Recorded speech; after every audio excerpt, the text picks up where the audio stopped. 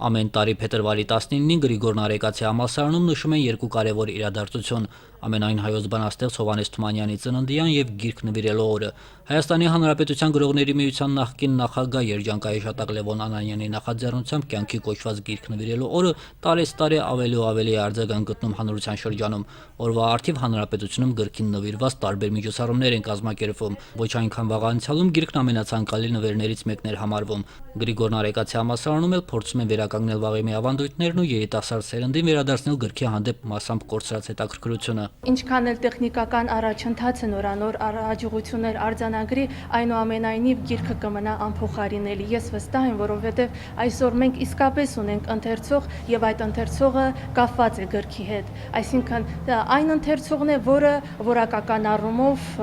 իր հատկանիշները ունի, իսկապես այսօր ճիշտ է քանակական առումով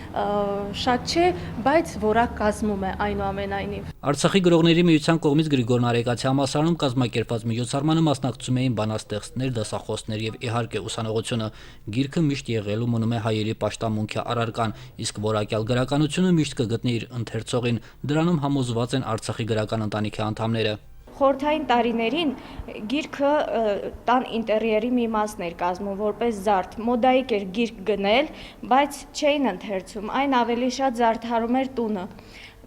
Անկախության շրջանում փոխվեց վերաբերմունքը գրքի հանդեպ, իսկ մեր օրերում առավել եւս ընթերցողը սկսեց արժևորել լավ գիրքը։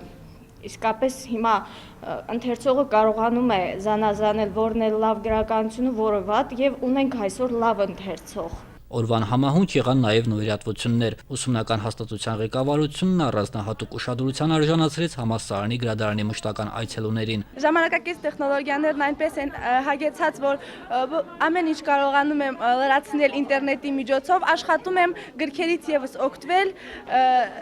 թեկուզ տեսողության հետ խնդիրներ չունենալու համար,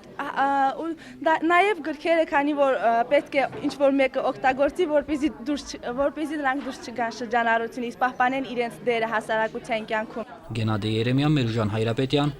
օր։